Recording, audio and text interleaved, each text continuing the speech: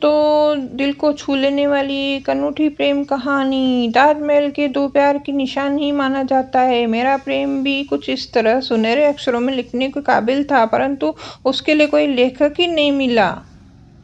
ये कहानी खुद ही लिख लिए। मेरा नाम राहुल है। राहुल नाम तो सुना होगा, शाहरुख खान का प्रसिद्ध फिल्मी नाम। मेरा प्रेम कहानी कब शुरू हुई इसका असल में मुझे भी कोई ज्ञात ही नहीं है। अपने जीवन में प्रेम के कुछ मायने रखे थे। यह कुछ ऐसे थे कि मुझसे किसी को पहली नज़र वाला प्यार तो कभी नहीं हो सकता था।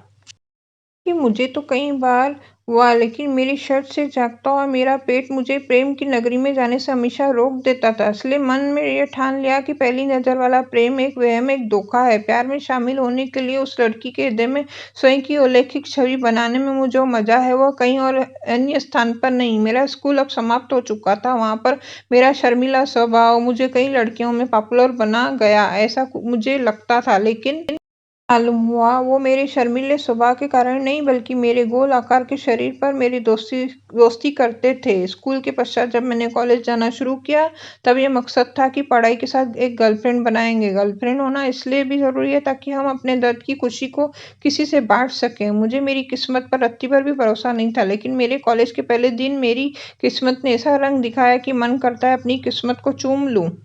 तो प्रथम दिन मैं सुबह जल्दी उठ गया। चिड़िया चहक रही थी। सूर्योदय अपने प्रकाश से धरती को सुनहरा बना चुके थे। मैं नहाकर बाथरूम से बाहर निकला और अपने कॉलेज के वस्त्र पहनने लगा। जी हाँ, मेरे इस कॉलेज में यूनिफॉर्म पहनने पड़ते हैं। मुझे कपड़े पहनने में काफी मशक्कत करनी पड़ी। शरीर से पसीना हद से ज्यादा बहने लगा। काफी देर बाद मुझे जीत मिली। मैं कॉलेज के लिए निकल पड़ा। कॉलेज की बस में चढ़ा तो कुछ जान पहचान के चेहरे दिखे और कुछ नए चेहरे। पहचाने चेहरे तो मेरे स्कूल से ही थे और अनजाने चेहरे कुछ सीनियर्स थे। मैं इधर उधर घबराहट में देखकर एक खाली जगह तलाश कर बैठ गया। बस आगे चली तो एक अलग से गांव में जाकर थमी।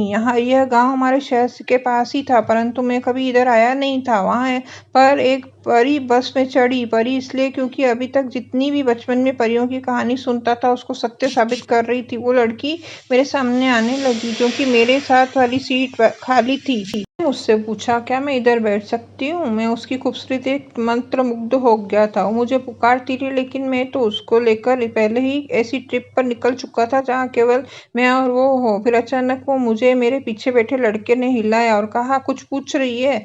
मैंने होश में आकर अपना सिर हिलाया ताकि मैं अपनी सोच से बाहर सच्चाई को देख सकूं। पहली नजर वाला प्यार नहीं करना, पहले दोस्ती करनी है, अपने आप से कहा। वो लड़की मेरे साथ ही बैठी थी।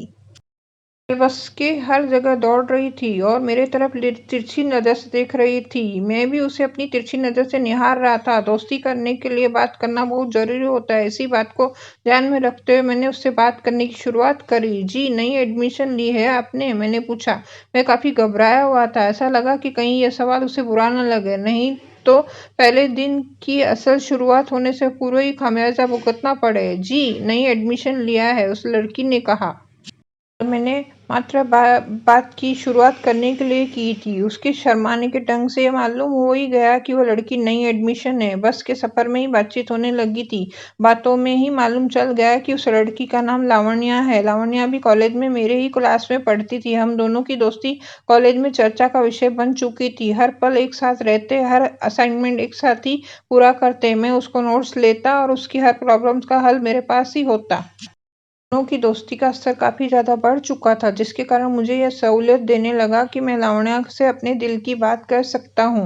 लेकिन इतनी दोस्ती के बावजूद मैं उसके सामने अपने मुंह से प्यार का इजहार करने में नाकामयाब रहा। एक दिन मैंने हिम्मत करके व्हाट्सएप पर उसके नंबर पर एक मैसेज किया, जिसमें मैंने लिखा, हेलो लावण्या, कैसी हो तुम? तुमसे एक बात कहनी है। पता नहीं तुम कैसे रिएक्ट करोगी, लेकिन तुम्हारे ही कारण मैंने ये समझा है कि अपने दिल की बात साफ साफ कह देनी चाहिए। तुम्हें पता है, तुम गुस्सा होती हो ना, तुम्हारी नाक लाल हो जाती है, जैसे आप हो रही होगी। मैं जानता हूँ तुम्हें गुस्सा आ रहा होगा क्योंकि तुम्हें बड़े बड़े लेखक पढ़ने का शौक नहीं है। मैं अपनी बात पे आता हूँ लावण्या, मैं तुमसे बहुत प्यार करता हूँ। मुझे पता है तुम्हें मेरे से अच्छा कहीं और मिल जाएगा। मेरे में तो कुछ खास भी नहीं है, पेट से मोटा और हाइट भी छोटा, लेकिन मैं ये जरूर जानता हूँ मैं तुम्हें बेहद खुश रखूंगा। अगर तुम्हें मेरा ये प्रपोजल पसंद है तो प्लीज आज मुझसे कॉलेज के ग्राउंड में मिलने आना।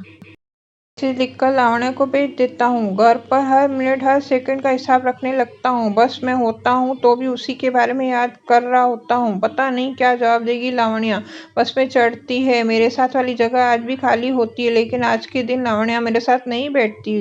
यह मुझे बेहद चिंतित कर देती है। लावण्या मुझे कॉलेज में किसी अन्य से मैसेज पहुंचाती है कि उसे मुझसे मिलना है। मेरा दिल जोरों से धड़क रहा होता है। मैं ग्राउंड में एक कोने में और लावण्या एक दूसरे के सामने खड़े होते हैं। लावण्या, क्या मैसेज किया तुमने? मैं बस यूं ही भेज दिया, सॉरी, मुझे उसे बताने में दिक्कत हो रही थी। लावण्या, अच्छा यूं ही, फिर तो तुम्हें उस मैसेज का जवाब भी नहीं चाहिए होगा ना? मैं, नहीं, जवाब देते देते तो तसल्ली मिलती। वैसे मुझे आपका जवाब पता है, लेकिन आपके मुंह से सुनना चाहता हूँ। जो तुम जानते ही हो मैं, वह मेरा जवाब है। तो तुम इतने मोटे हो, हैंडसम भी नहीं हो, हाइट तो मेरे से भी छोटी है, मैं तुमसे प्यार नहीं करती। इतना सुनते ही मैं पीछे मुड़कर अपने आंसू छुपाकर निकलने लगता हूँ कि तभी पीछे से लावण्या की आवाज आई, मैं तुमसे प्यार नहीं करती बल्कि बहुत ज्यादा प्यार करती हूँ।